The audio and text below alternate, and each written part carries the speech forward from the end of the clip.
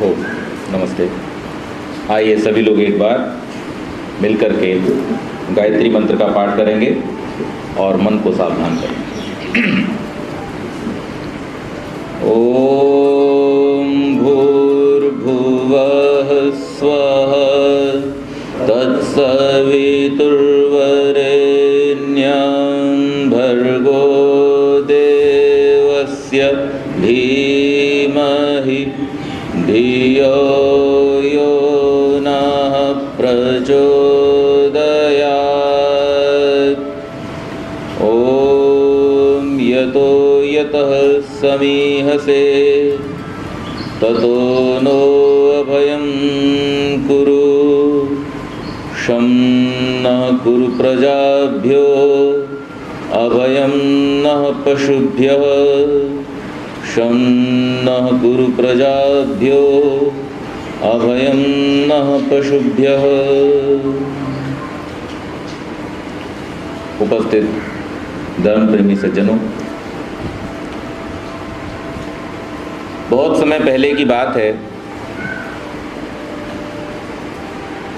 एक बच्चे ने अपने पिता से गंभीर प्रश्न किया। उसने अपने पिता से पूछा कि संसार में मनुष्य की क्या कीमत है।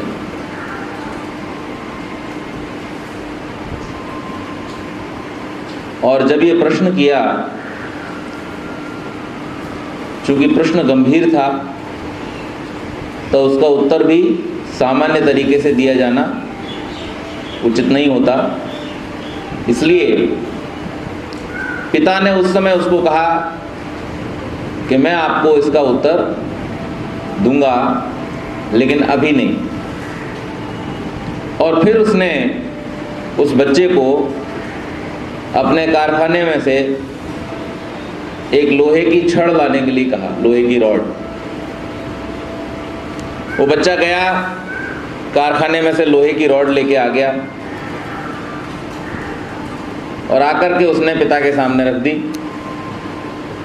बोले, बेटे तुम मेरे साथ दुकान पर बैठते हो, क्या कीमत होनी चाहिए इस रॉड की? बोले जी 2-3 किलो की है, तो इसका मूल्य 60-70 रुपये होना चाहिए। अच्छा, अगर इस रॉड को हम अपने कारखाने में बनने वाली जो कील हैं, जो चोबे हैं, नेल्स हैं, उनमें तब्दील कर दें, फिर इसकी कीमत क्या हो जाएगी? तो उस बच्चे ने कहा तब शायद 200-300 रुपये हो जाएगी। बोले अगर इस रॉड को अपनी नई फैक्ट्री में भेज करके और घड़ी बनाने की स्प्रिंग जो हम लोग बनाते हैं, अगर वो इस लोहे की छड़ से बना दी जाए तो बोले फिर तो ये कई हजार की हो जाएगी। तो क्यों? ये छड़ जो 50-60 रुपए की है, उसी को तुम कहते हो कि इसका रूप बदल दिया जाए कील के रूप में, तो ये 200-300 रुपए में बिकेगी। और इसी को अगर बदल दिया जाए घड़ी की स्प्रिंग में, तो ये हजारों रुपए की हो जाएगी। लोहा तो वही है, छड़ भी वही है, फिर इसके मूल्य में परिवर्तन क्यों आया? तो उस लड़के ने तुरंत उत्तर दिया, उसकी उपयोगिता के आधार पर। वो कहां जाकर फिट हो रही है, उससे कैसा लाभ मिल रहा है और किन चीजों को उसके द्वारा कंट्रोल किया जा रहा है, इस बात पर उस लोहे की कीमत निर्धारित होती है। पिता ने कहा यही तुम्हारे प्रश्न का उत्तर है। मनुष्य क्या बन रहा है, मनुष्य क्या कर रहा है और मनुष्य के द्वारा समाज के किन हिस्सों को लाभान्वित किया जा रहा है, इसके आधार पर मनुष्य की भी कीमत होती है। आप इस बात से सहमत हैं?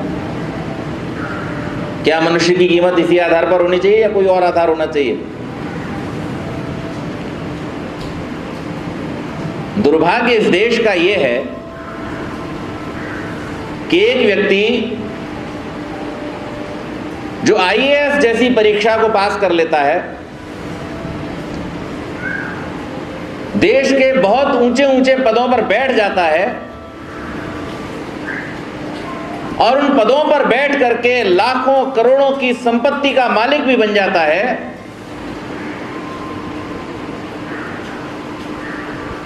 उसके पास में शक्ति है, धन है, विद्या है,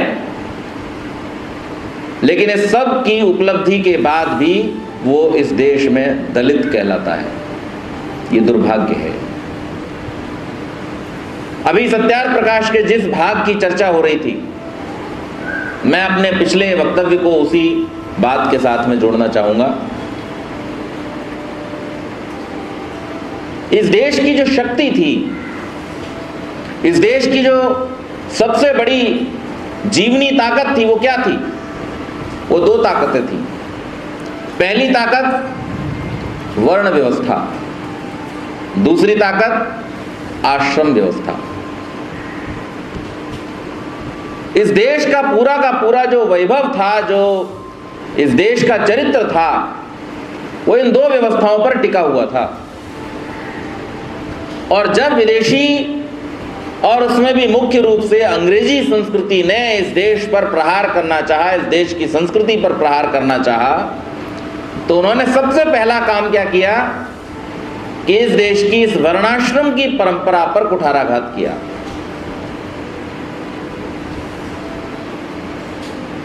उन्नीसवीं शताब्दी में जब लॉर्ड मैकॉले इस देश में आया और उसने अपने असिस्टेंट्स को लगाया इस देश का सर्वे करने के लिए, तो उस सर्वे की रिपोर्ट कहती थी कि इस देश में लगभग 7.5 लाख गांव हैं और उन 7.5 लाख गांव में 7,32,000 गुरुकुल हैं। लगभग हर गांव में एक गुरुकुल। परिणाम क्या है?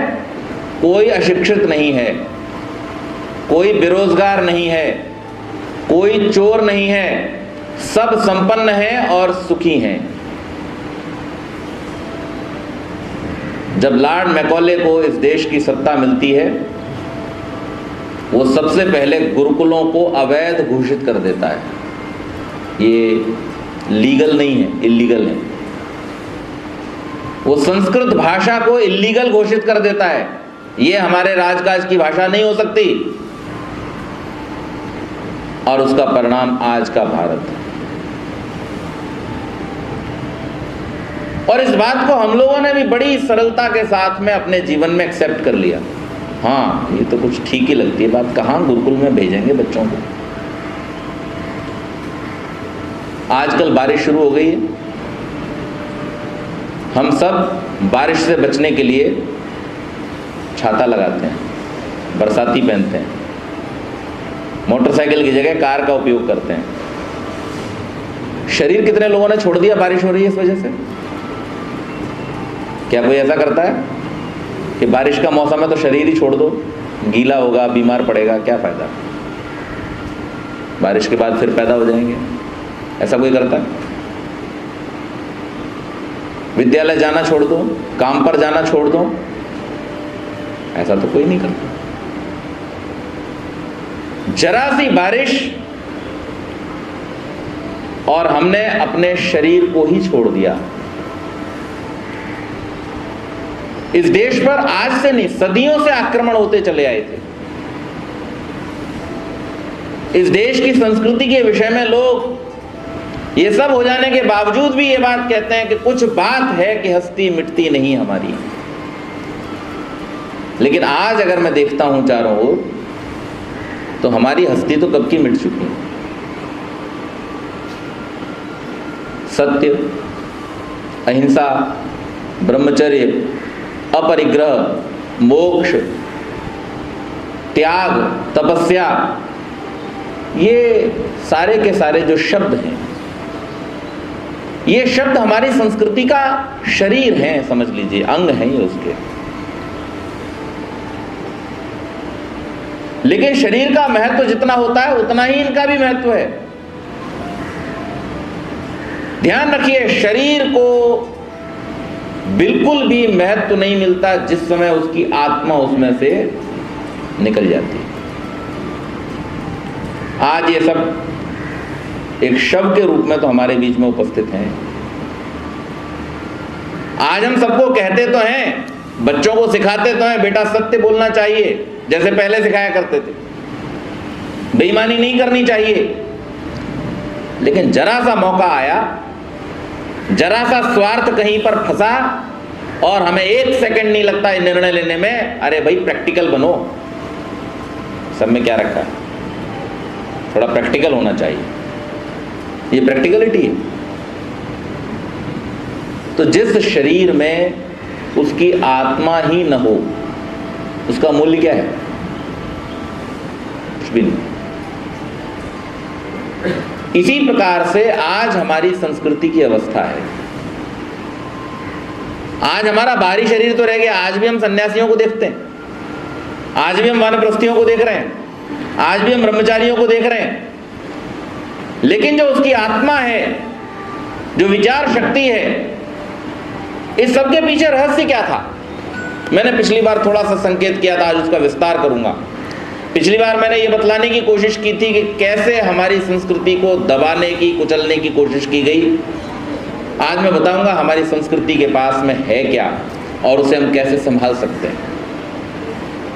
ये दो परंपराएं जिनकी मैंने चर्चा की, वर्णाश्रम की परंपरा, वर्ण व्यवस्था और आश्रम व्यवस्था, इस परंपरा को जब तक हम फिर से नहीं अपनाएंगे, हमारे देश का, हमारे समाज का, हमारी जीवन पद्धति का कल्याण नहीं हो सकता। क्योंकि ये लाखों वर्षों की रिसर्च का परिणाम था, ये वेदों की उदात्त परंपरा का परिणाम था, ये शास्त्रों की खोज का परिणाम था। ये सामान्य व्यवस्था नहीं थी जिसको हमने बड़ी आसानी के साथ में छोड़ दिया। क्या इन सारी व्यवस्थाओं का परिणाम केवल और केवल मानव को सुखी करना था? भौतिक रूप से नहीं। भौतिक रूप से तो पशु भी सुखी हो सकते हैं। भौतिक रूप से पशु ही ज्यादातर सुखी होते हैं क्योंकि उनके ऊपर कोई प्रेशर नहीं होता। आप रविवार को यहां आ जाते हो, सोमवार को आके दिखाओ सत्संग में, क्यों नहीं आ सकते? मैं भी नहीं आ सकता। सुबह जाके दफ्तर बजाना है। पशुओं के जीवन में ये समस्या है? नहीं है। सुखी है कि नहीं? अकाल की स्थितियों को छोड़कर जब आदमी भी भूख से मरते हैं, आपने कोई पशु आज तक भूख से मरते देखा है? कुत्ता, बिल्ली, गधा, सुअर, कोई भूख से मर गया? क्यों? उन्हें कहीं टीके लगवाने जाते देखा है? नहीं। तो सुख के स्तर पर तो हमसे बहुत आगे हैं वो लोग। अगर केवल शारीरिक सुखों को ही प्राप्त करना हमारे जीवन का उद्देश्य है तो फिर तो हम नित्य प्रति ये प्रार्थना करें परमपिता परमेश्वर से कि हे परमेश्वर, अगले जन्म में हमें घोड़ा, गधा, बंदर बनाना, मनुष्य का शरीर मत देना। बड़ी समस्याएं हैं। रोज सुबह खड़े होकर के आईने के सामने आपकी पहली टेंशन जो शुरू होती है वही होती है, आज पहनूं क्या? What should be my attire? Arya Samaj जा रहा हूँ, पैंट शर्ट पहनूं, कुर्ता पजामा पहनूं, बारिश हो रही है, चूड़ीदार पहनूं कि धोती पहनूं? और कोई गधा या घूम रहा हो, बंदर घूम रहा हो, उसकी कोई समस्या है? नहीं है। तो अगर हमने केवल भौतिक संसाधनों और सुखों को ही अपने जीवन का लक्ष्य बना करके रखा है तो फिर हमें कोशिश ये करनी चाहिए कि अगले जन्म में हम पशु बने। वैसे व्यवस्था परमात्मा ऐसी ही करता है। जो लोग भौतिक साधनों के इकट्ठे करने में लगे रहते हैं, परमात्मा उनको वही बना देता है। चींटी देखी है आपने? इकट्ठा करने में लगी रहती है सुबह से लेकर शाम तक। तो जो लोग इकट्ठा करने में लगे रहते हैं, परमात्मा देखता है भाई इसकी इकट्ठा करने की बड़ी रुचि है, अगले जन्म में इसे बाकी सब चीज़ों से हल्का करो, इकट्ठा करने के लिए इसको ताकत दे दो भरपूर। आपको मालूम है चींटी अपने शरीर का 40 गुना वजन उठा सकती है। मालूम आपको ये बात? तो जिन्हें बोझा ढोने की और इकट्ठा करने की आदत है उनको भगवान चींटी बना देता है। जाओ भाई, ताकत भी तुम्हें एक्स्ट्रा दे दी, कुछ ना कुछ दिया ही है, ज्यादा दिया, कम तो कुछ किया नहीं, बाकी सारी चिंताएं भी तुम्हारी हटा दी, छोटा सा शरीर है, अब जितना मर्जी इकट्ठा करते जाओ, कोई दिक्कत नहीं। और तुम्हारे इकट्ठा करने से किसी को कोई परेशानी भी नहीं होगी। आपकी रसोई से चींटी अगर एक दाना लेके जा रही हो चीनी का, आपको क्या दिक्कत?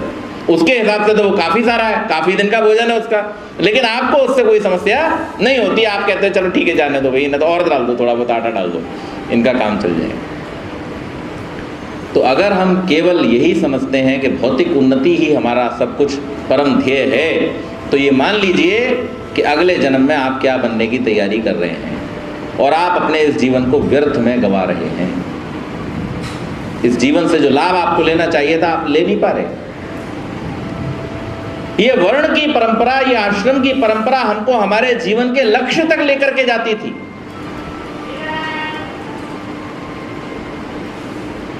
जन्मना जायते शूद्र संस्कारा द्विजुच्यते, जन्म से सब शूद्र पैदा होते हैं, संस्कारों के माध्यम से उनको द्विज बनाया जाता है। ये हमारी वर्ण व्यवस्था का आदर्श था। अभी पंडित जी कह रहे थे, प्रश्न किया सत्यार्थ प्रकाश में किसी ने कि स्त्रियों को और शूद्रों को पढ़ने दिया जाए कि न पढ़ने दिया जाए वेदों को। स्वामी जी वेद का प्रमाण देते हैं, सबको पढ़ने का अधिकार है। सबको पढ़ने का अधिकार है, तो जो आपका अधिकार है वही आपकी रिस्पॉन्सिबिलिटी है। जिस महर्षि दयानंद ने सत्यार्थ प्रकाश में वेद को उद्धृत करते हुए यह कहा कि सबको पढ़ने का अधिकार है, चाहे वो ब्राह्मण हो, चाहे क्षत्रिय हो, चाहे वैश्य हो, चाहे शूद्र हो, चाहे महाशूद्र हो, चाहे स्त्री हो, चाहे पुरुष हो, सबको पढ़ने का अधिकार है, वही महर्षि दयानंद ये भी लिखता है, वेद सब सत्य विद्याओं का पुस्तक है, वेद का पढ़ना पढ़ाना और सुनना सुनाना सब आर्यों का परम धर्म है। हमें अधिकार बड़ी जल्दी समझ में आता है, कर्तव्य समझने में बड़ी मुश्किल होती है। महर्षि की इस बात को मानने के लिए तो हम बिल्कुल तत्पर हैं कि देखो स्वामी जी ने कहा सबको अधिकार है, क्यों ना शूद्र को पढ़ने दूं, क्यों ना ब्राह्मण को पढ़ने दूं, क्यों ना स्त्रियों को पढ़ने दूं, इस बात का चर्चा सब लोग करते हैं। लेकिन जहां स्वामी जी ये लिख रहे हैं पढ़ना ही चाहिए, ये परम धर्म है, बिना पढ़े तुम्हें इससे मुक्ति नहीं मिलेगी। मैंने पिछली बार चर्चा किया था, कर्म में और धर्म में एक फर्क होता है। कर्म वो है जिसे करने में आप स्वतंत्र होते हो, लेकिन वो आपको फल के बंधन में डाल देता है, और धर्म वो है जिसे करने में आप परतंत्र होते हो, लेकिन वो आपको आपके बंधनों से छुड़ा देता है। स्वामी जी ने कर्म नहीं लिखा, चॉइस नहीं है। वेदों की विद्या को आपको प्राप्त करना ही चाहिए, पड़ेगा, यही धर्म है और यही छूटने का मार्ग है। सुख की भी अगर हम बात करें, ये छोटी सी बच्ची बैठी, बेटा क्या नाम है आपका? टिया। टिया, अच्छा एक बात बताओ, हम घर में कोई प्लांट लगाते हैं, ठीक है, घर में पौधा लगाते हैं, तो पौधा लेके आए और उसकी जड़ को तोड़ के फेंक दें तो पौधा उगेगा? नहीं उगेगा ना। ये बच्ची भी जानती है, 5 साल की, इसके लिए ताली बजाइए। सुखस्य मूलम धर्म, ये शास्त्र कहता है। सुख का मूल क्या है? धर्म है। और महर्षि कहते हैं अर्थ कामेष्वसक्ता नाम धर्म ज्ञानम विधीयते धर्म जिज्ञासमाना नाम प्रमाणम परमम श्रुति। जिन्हें अर्थ और काम से अपने जीवन में सुखों और वैभवों को प्राप्त करना है, उन्हें धर्म का ज्ञान रखना चाहिए। सुख कमाते समय, अर्थ का अर्जन करते समय, अपनी संपत्ति को बढ़ाते समय हमसे किसी प्रकार का अधर्म न हो जाए, इस बात का सदैव ध्यान रखना चाहिए। और उस धर्म के ज्ञान को प्राप्त करने का एकमात्र प्रामाणिक साधन अगर इस संसार में कोई है तो वो क्या है? वो श्रुति अर्थात वेद है। क्यों? क्योंकि सुखस्य मूलम धर्म। सब जानते हैं, छोटे से बड़े तक सब समझते हैं कि कोई भी पौधा अपनी जड़ के बिना पनप नहीं सकता। हमारे जीवन में सुख कैसे पनपेंगे अगर हमने उसकी जड़ अर्थात धर्म को ही छोड़ दिया। तो वर्ण व्यवस्था हमें सिखाती है कि हमें वेद के ज्ञान को प्राप्त करना चाहिए। भारतवर्ष में जाति व्यवस्था कभी नहीं थी, वर्ण व्यवस्था थी। जाति में और वर्ण में फर्क क्या होता है?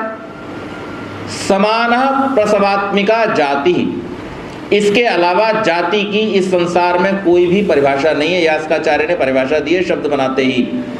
आचार्य जी को निवेदन करूंगा, इसके अलावा कोई और परिभाषा मिलती है जाति की? समानः प्रसवात्मिका जाति, जिनका प्रसव एक प्रकार से होता है, ऐसे पशुओं को, मनुष्यों को, प्राणियों को एक जाति का कहा जाता है। क्यों जी? इस धरती पर पैदा होने वाले, अपने आप को ब्राह्मण, क्षत्रिय, अमेरिकन, हिंदुस्तानी, जापानीज, चाइनीज कुछ भी कहने वाले कौन से एक मनुष्य का प्रसव दूसरी विधि से होता है, आप मुझे बताइए। सब एक ही प्रकार से पैदा होते हैं, और जब सब एक ही प्रकार से पैदा होते हैं तो फिर सारे के सारे मनुष्य एक ही हुए। क्यों जी? आपने गधों की जातियां क्यों नहीं बनाई? गधों में कोई ब्राह्मण देखा आपने?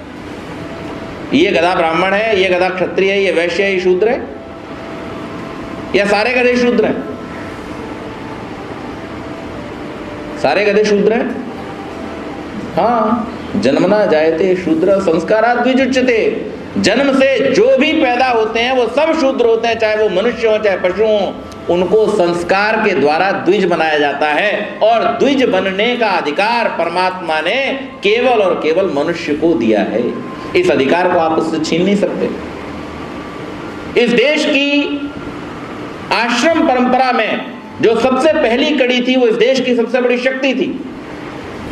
चाहे राजा का हो, चाहे ब्राह्मण का हो, चाहे वैश्य का हो, चाहे सेवक का हो, जिसका भी बच्चा है वो सब के सब कहां जाएंगे?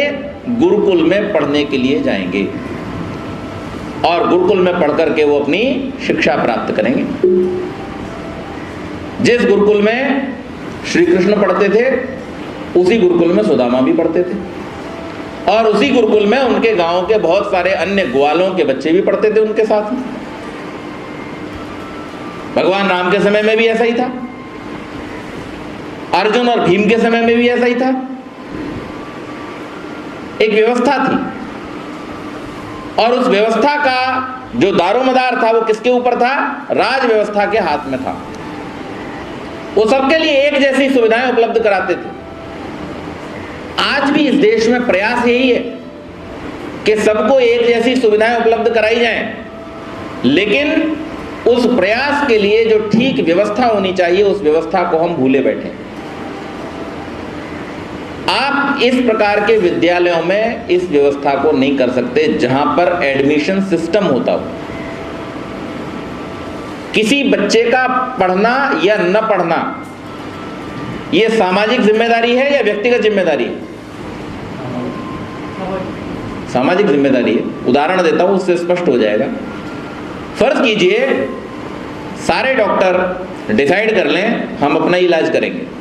मैंने पिछली बार भी ये संकेत किया, मैं और मेरी फैमिली, पढ़ाई तो मैंने की है ना, तो सबका इलाज क्यों करता फिर? काम चलेगा? नहीं चलेगा। अगर सारे डॉक्टर ये डिसाइड कर लेंगे कि मुझे सिर्फ अपना और अपने परिवार का ही इलाज करना है क्योंकि पढ़ाई तो मैंने की है, सबको मजा क्यों दूं मैं, तो इससे समाज की व्यवस्था नहीं चलेगी। इसलिए हमारी पढ़ाई लिखाई हमारी व्यक्तिगत बात नहीं है, ये एक सामाजिक व्यवस्था है। और जो सामाजिक व्यवस्था है, जो समाज की उन्नति में सहायक है, जिसके न होने से समाज की व्यवस्था बिगड़ सकती है, उस व्यवस्था को जिम्मेदारी पूर्वक सामाजिक स्तर पर निभाया जाना चाहिए या व्यक्तिगत स्तर पर? अगर ये सामाजिक स्तर पर निभाया जाना चाहिए तो हमारी पहली ही कड़ी आज खराब है। हमारे यहाँ कोई भी सामाजिक शिक्षा व्यवस्था नहीं है। आज कोई विद्यालय अपनी इच्छा से लाखों रुपए डोनेशन ले रहा है, और किसी विद्यालय में बेचारे अध्यापक मुंहता करें, बच्चे पढ़ने को नहीं जा रहे। ये क्यों हो रहा है? ये इसलिए हो रहा है क्योंकि ये व्यवस्थाएं निजी हाथों में चली गई हैं, प्राइवेटाइजेशन हो गया है। शिक्षा प्राइवेट व्यवस्था नहीं है। और जब तक ये ऐसा रहेगा तब तक आप देश में ईमानदार लोगों को तैयार नहीं कर सकते। जिस बच्चे ने अपने एडमिशन के समय पे ही देखा है कि भाई मैं पैसा दे करके एडमिट हो गया इस स्कूल में, और मेरा मित्र जो मेरे साथ रोज खेलता है सुबह से शाम तक, वो एडमिट नहीं हो पाया क्योंकि उसका बाप रिक्शा चलाता है, गरीब है, उसके मन में डिफरेंस तो आपने वहीं पैदा कर दिया। ये डिफरेंस जीवन भर नहीं मिटेगा और ये सामाजिक व्यवस्था इसीलिए अव्यवस्थित रहेगी। तो पहली यहाँ की सबसे बड़ी जो शक्ति थी वो ये थी कि यहाँ पर शिक्षा की व्यवस्था राजतंत्र के हाथ में होती थी। यह आश्रम व्यवस्था का एक बहुत बड़ा सौंदर्य था। और इसी प्रकार से गृहस्थ धर्म भी एक सामाजिक व्यवस्था थी। कहते हैं आज भी बहुत सारे लोग भाई ये सामाजिक बंधन है, मानते कितने लोग हैं? अगर गृहस्थ में जाना एक सामाजिक व्यवस्था है, अगर आप गृहस्थ में गए हैं और सामाजिक जिम्मेदारी को आपने अपने कंधों पर लिया है, तो उस सामाजिक जिम्मेदारी को आपको निभाना चाहिए या नहीं निभाना चाहिए? जिस समय कोई व्यक्ति परेशानी में होता है उस समय तो हम सब कहते हैं नहीं नहीं देखो यार ये आदमी समस्या में है और इसको क्या कैसा समाज है, यहाँ पे कोई व्यवस्था नहीं है इन लोगों के लिए, बेचारे सड़क पे भीख मांग रहे हैं, बेचारे ये कर रहे हैं, बेचारे वो कर रहे हैं। लेकिन जिन व्यक्तियों के पास अपनी आवश्यकता से अधिक है उनको कोई कहता है कुछ कि आप उन लोगों को सहायता क्यों नहीं कर रहे? क्या समाज का चलाने वाला गृहस्थियों के अलावा कोई और आएगा कहीं बाहर से? आपने ऐसा मान रखा है कि आपके देश को संभालने के लिए विदेशी लोग आएंगे, तो फिर तो आप स्वतंत्रता के लिए तैयार बैठे हो। अगर आपने यही मान रखा है कि हमारे देश को संभाले कोई और, तो फिर तो आपने गुलामी की तैयारी कर रखी है और आप गुलाम होने के लिए तैयार हो जाइए। लेकिन अगर आप चाहते हैं कि हम स्वतंत्र रहें और हमारा देश पराधीन न हो, तो इसकी व्यवस्थाओं को आपने ही संभालना होगा। जैसे घर में हम अपनी हर व्यवस्था को संभालने के लिए पूरा पुरुषार्थ करते हैं, समाज में हम उस बात को क्यों भूल जाते हैं? हमारी सामाजिक जिम्मेदारी भी है कि हम समाज की व्यवस्था को सुधारने के लिए तत्पर रहें। यज्ञोपवीति हमें कहा जाता है जब हम गृहस्थ जीवन में प्रवेश करते हैं। यज्ञ करने के लिए हमें आदेश दिया जाता है जब हम गृहस्थ जीवन में प्रवेश करते हैं। मैंने पिछली बार भी संकेत किया था कि गृहस्थी के यज्ञोपवीत में पड़ने वाले 3 धागे यज्ञ की 3 भावनाओं का संकेत कर रहे हैं। देव पूजा, संगतिकरण और दान, ये व्यवस्थाएं जिस समाज से मिट जाती हैं वो समाज भी धीरे धीरे मिट जाता है। जो संसाधन हमें परमेश्वर की कृपा से मिले, जो वृद्ध लोग, जो आचार्य, जो गुरु, जो हमारे समाज को संभालने वाले न्यायाधीश और प्रशासनिक अधिकारी हैं, उनके प्रति अगर देवत्व का भाव नहीं होगा, उनके प्रति अगर श्रद्धा का भाव नहीं होगा और उनके अंदर अगर देवत्व के गुण नहीं होंगे, तो निश्चित मान लीजिए समाज में देव पूजा समाप्त हो जाएगी। आज क्या है, एक गली का सामान्य आदमी भी इस देश के प्रधानमंत्री को गाली देने की हिम्मत रखता है। क्यों? कैसे? क्या ये कोई अच्छी व्यवस्था है? ये अच्छी व्यवस्था का चिन्ह नहीं है। राजा को वेद में, शास्त्र में और हमारे इतिहास में परमात्मा का प्रतिनिधि माना गया है। जैसे परमात्मा को वेद में अनेक स्थानों पर इंद्र कहा गया है, उन्हीं मंत्रों का आदि भौतिक अर्थ करते हुए ऋषि ने उनको राजा और न्यायाधीश के स्थान पर रखा है, इंद्र शब्द को। और उसी इंद्र को, उसी राजा को कोई भी आगे पीछे चलता फिरता आम आदमी और गाली दे देता है, ये अच्छी व्यवस्था का संकेत है? ये अच्छी व्यवस्था का संकेत बिल्कुल नहीं है, ये अराजकता का संकेत है।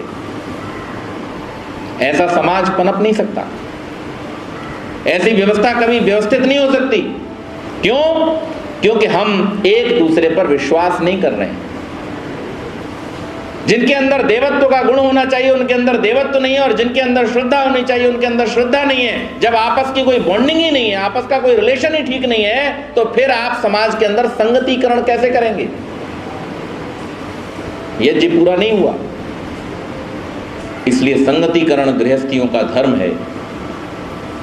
हमें समाज के अंदर एक दूसरे के प्रति सौहार्द की भावना, प्रेम की भावना को उत्पन्न करना चाहिए। और तीसरी, दान। जो कमजोर हैं, जो असहाय हैं, जो असमर्थ हैं, उनके प्रति जो समर्थ है उनका कारुणिक भाव होना चाहिए, सहायता का भाव होना चाहिए। और इन 3 व्यवस्थाओं के द्वारा, यज्ञोपवीत की इस भावना के द्वारा समाज का निर्माण होता है। गृहस्थियों के कंधों पर ये जिम्मेदारी डाली जाती है। स्वामी जी तो यहां तक लिखते हैं, जिसने वेदों का अध्ययन न किया हो, कम से कम एक वेद न पढ़ा हो, उसको गृहस्थ में जाने का अधिकार स्वामी जी ने नहीं दिया। ऐसे आदमी को गृहस्थ में मत भेजो, जिम्मेदारी उठा ही नहीं पाएगा।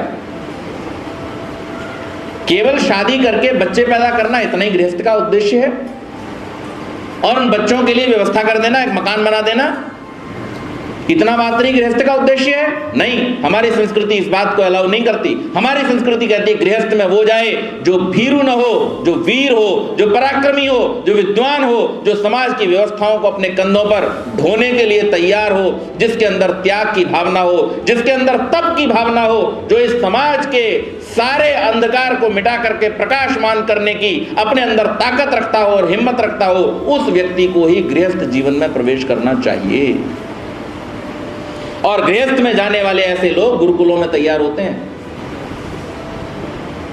सामान्य विद्यालयों में ऐसे विद्यार्थी तैयार नहीं होते, ये बात भी आप ध्यान रखिए। तो हमारी आश्रम परंपरा में ब्रह्मचर्य, और ब्रह्मचर्य के बाद में ब्रह्मचारी को गृहस्थ में ले जाने की जो परंपरा थी, वो इस समाज की व्यवस्था को दृढ़ करने की, सशक्त करने की परंपरा थी। और इसीलिए उस समय इस देश में अर्जुन और भीम जैसे योद्धा पैदा होते थे, महर्षि वेदव्यास जैसे विद्वान पैदा होते थे, क्योंकि ये गुरुकुलीय परंपरा थी। और उसके बाद वानप्रस्थ और सन्यास।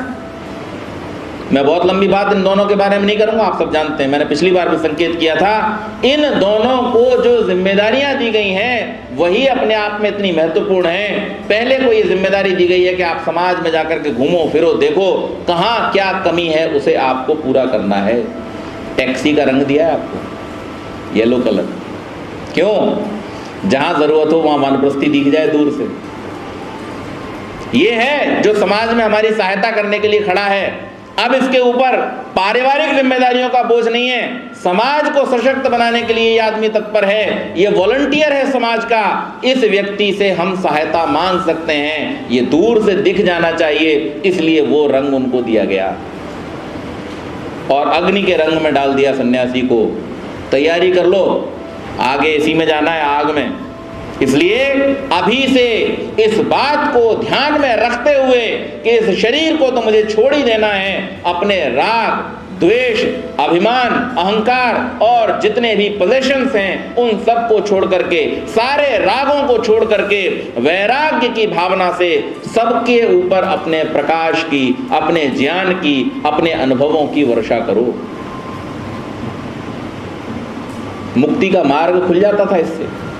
अलग से किसी ट्रेनिंग की जरूरत नहीं पड़ती थी, कहीं जाकर सत्संग अटेंड करने की जरूरत नहीं पड़ती थी। हर व्यक्ति का जीवन उस रास्ते पर चलता होता था जिस रास्ते के द्वारा, आज आप देखिए जो लोग बिल्कुल जिनके पैर पहुंच गए हैं शमशान की भूमि तक, उन लोगों से भी पोजेशंस नहीं छूटते।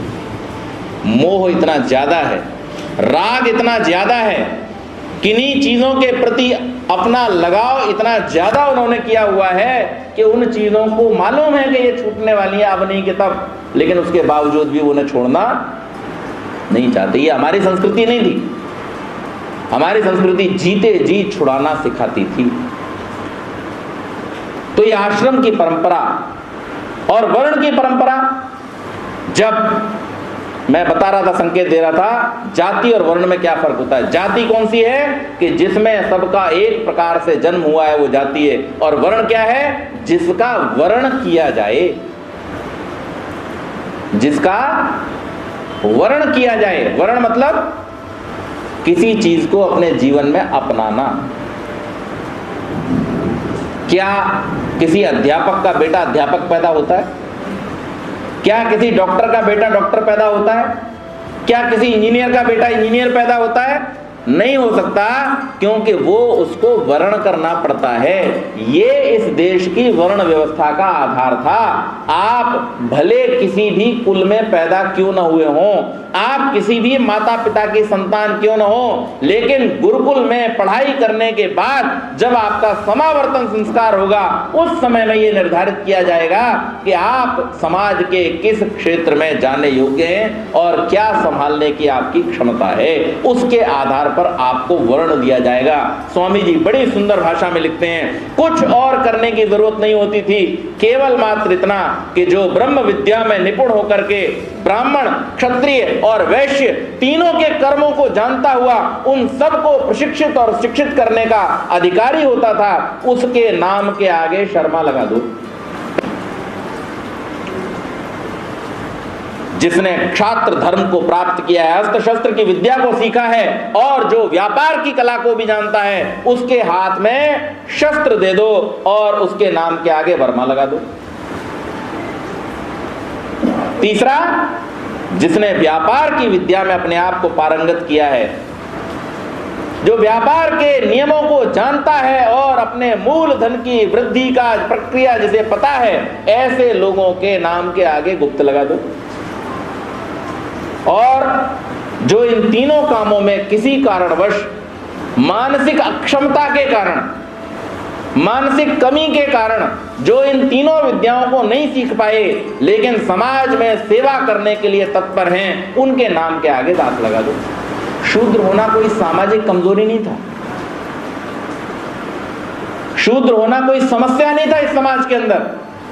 शूद्र समाज का उतना ही महत्वपूर्ण अंग था जितना कि महत्वपूर्ण अंग ब्राह्मण था।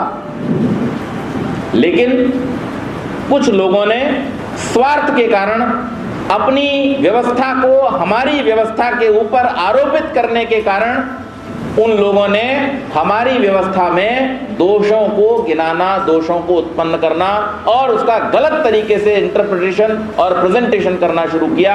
उसका परिणाम यह है कि आज हमारे समाज का बहुत बड़ा हिस्सा हमसे अलगाव मानता है। वो ये कहता है कि नहीं, ये तीन जो वर्ण हैं, यहाँ तक कि उत्तर प्रदेश में तो एक नारा बोला जाता था कि तिलक, तराजू और तलवार, इनमें मारो जूते चार। इस प्रकार का अलगाव इस समाज में पैदा किया गया।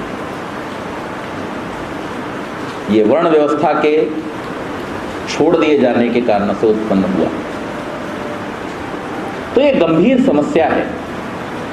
क्या हम ऐसा मान बैठे हैं कि हमारी संस्कृति में ऐसा कुछ भी नहीं है जो अट्रैक्ट करता हो लोगों को?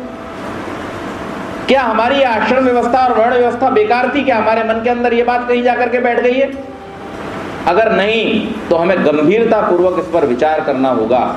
अगर हम वास्तव में चाहते हैं कि फिर से भारतवर्ष सोने की चिड़िया बने, हम एक मंत्र बोलते हैं प्रार्थना के अंत में, उस मंत्र के भाव को आप ध्यान कर लीजिए।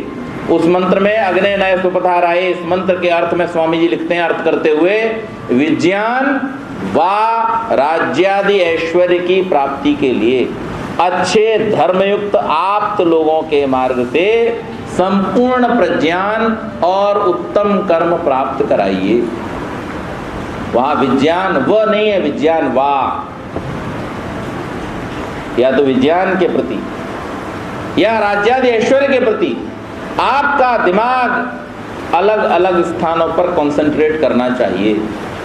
आप अगर सारे लोग, मैंने पिछली बार भी संकेत किया था, सारे लोग अगर एक ही काम में, क्रिकेट की टीम पूरी की पूरी फील्डिंग यूनिट अगर बॉल के बैट से टकराते ही उस बॉल के पीछे दौड़ने लग जाए तो वो गेम सफल होगा? नहीं होगा। जिस क्षेत्र में गया है उस क्षेत्र का जो फील्डर है वो उसको पकड़े और पकड़ करके उस रन को रोके, उसकी सुरक्षा करे, तो गेम ठीक चलेगा। आज हमारे सामने समस्या ये है, आश्रम व्यवस्था और वर्ण व्यवस्था के छूट जाने के कारण से अपने आप को ब्राह्मण करने वाले कहने वाले भी पैसा कमाने में बिजी हैं, अपने आप को क्षत्रिय कहने वाले भी पैसा कमाने के लिए चिंतित हैं और अपने आप को वैश्य कहने वाले भी पैसा कमाने के लिए मजबूर हैं। अपने आप को शूद्र कहने वालों को भी पैसा कमाने के लिए दिन रात एड़ी चोटी का जोर लगाना पड़ता है। क्यों? क्योंकि इस समाज से सामाजिक व्यवस्था, सामाजिक सरोकार धीरे धीरे समाप्त होता जा रहा है। हमें इस व्यवस्था को ठीक करना होगा, और ये ठीक करने के लिए हमें कोई बाहर से लोग नहीं मंगाने, ये सारी व्यवस्था हमारे पास है। और इसमें एक आर्य समाज की बहुत बड़ी भूमिका हो सकती है। आर्य समाज अगर चाहे, आज भी ये देश एक अच्छे नेतृत्व की प्रतीक्षा कर रहा है। लोग चाह रहे हैं कि कोई आए और हमें गाइड करे। हम अपने पुरुषार्थ को छोड़े बैठे हैं।